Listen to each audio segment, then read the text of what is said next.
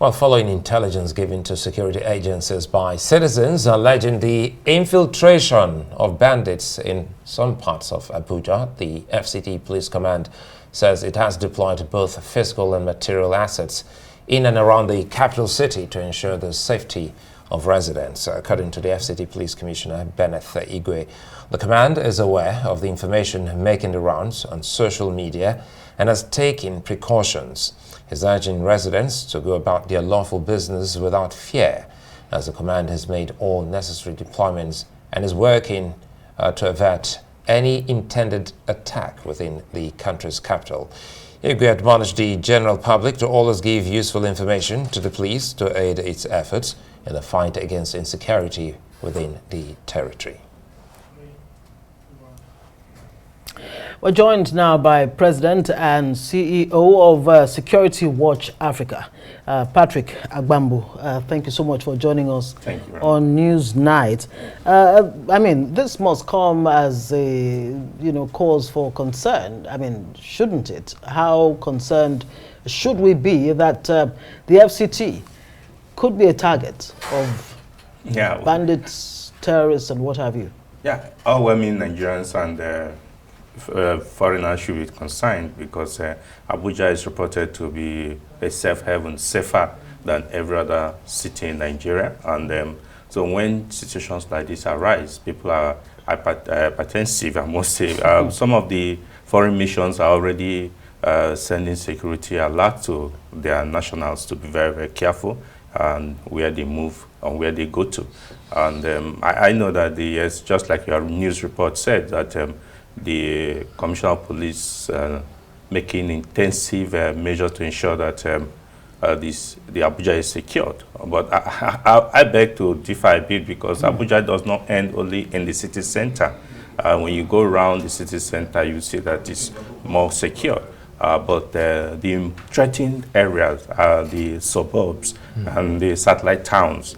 And those are the people that have been suffering for months now. It's not a new threat. It's been there, and we beg that more action should be taken for those people who live that area. I visited some of the places during the weekend just to see what is happening. People are very confused. People are worried, and I think the police should do more than what they are doing right now.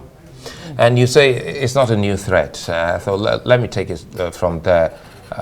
This is not about Benneth Igwe. Yes. Love him or hate him, Benneth Igwe coming to Abuja in the last few months, we've seen some positive changes. Yeah, he has done so. So what are the things, as an expert and someone who has also gone around the suburbs, you would want the police to do that perhaps they're not doing around those suburbs?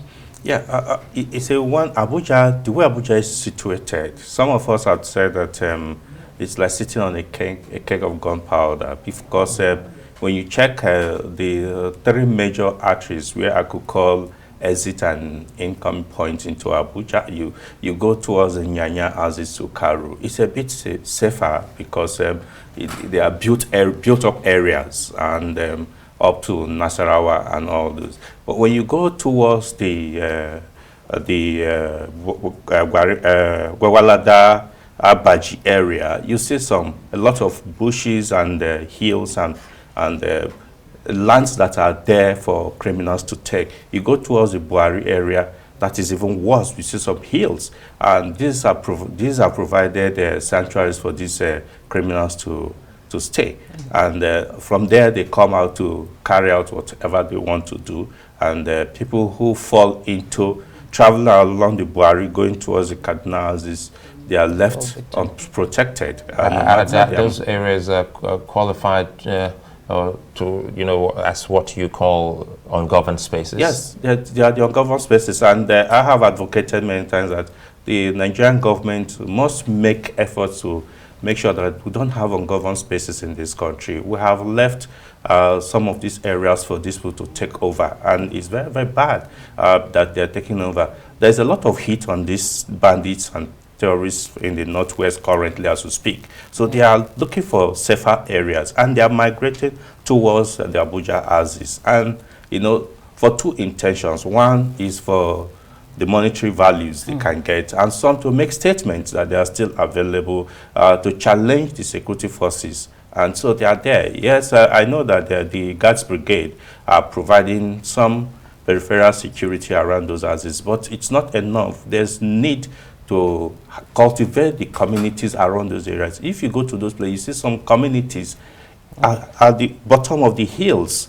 Yes, and these are the people that suffer all this. They will tell you what the problems are. I'm glad you even mentioned communities. How important is it for communities, individuals to help provide information that can be converted to intel, you know, that security authorities can actually use in apprehending these criminals? Yeah. We have said it that 60% of the security is the responsibility of the individual. The communities have a lot of responsibilities. Apart from providing that information, it must be timely. Because before criminals operate, they profile the area. They gather information, intelligence around before they come out, because they also want to be safe after operation. So when they come, you must have watchmen, people around the community who will be able to understand this and pass timely information to these people. But I think that what should be done now is taking the fight to the den of these criminals. What I mean is, I expect the police to set up a specialized motorcycle tactical force that should be able to go into those areas, because the terrains are very bad. No amount of vehicle can penetrate those areas. And these people use this motorcycle most of the time. That's what they use in operation. So if we can have a counter motorcycle tactical team that can be able to go into those areas and chase them away, that is the solution.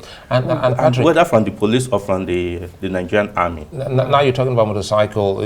Are you also thinking of taking the Lagos example to Abuja in terms of, speaking of which, security trust fund? Because that's the only way Lagos was able to elevate, you know, its security by getting that trust fund in place. Abuja can do the same. Yeah, Abuja is ripe to do the same. There must be a trust fund to handle security, because the government cannot handle it alone. I must tell you, Lagos, like we said now, they have 2 helicopters, and they have so many armored personnel carrier vehicles and motorcycles. They have it because the trust fund is, and they have a very good management that manages this fund. I think that Abuja must do that. Whoever, whether from the minister or from the presidency. Yes, police have a police trust fund, but that is to equip the police. But we need for Abuja to be able to provide enough security. Abuja must have helicopter dedicated to it to be able to monitor all these drones areas. And drones. Yes, drones is quite very important to carry out surveillance and all that. But more importantly is the footwork, cultivate the confidence of the communities to give you timely information. What would it signal? What would it say if Abuja indeed falls into the hands of these terrorists and bandits? Because it looks like there's a strategy, and they're carrying out their strategy step by step, deliberately, with intelligence and what have you.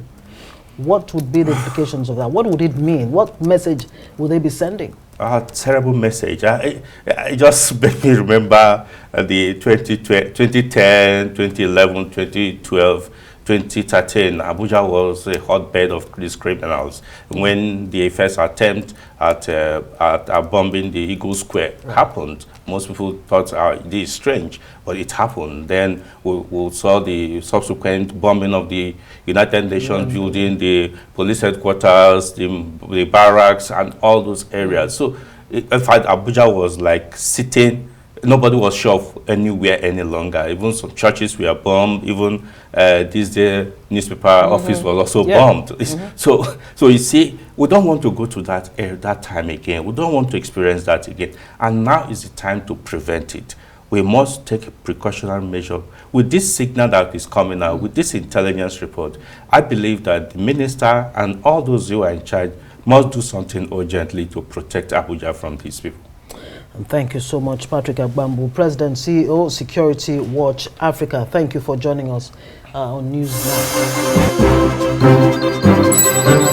Now.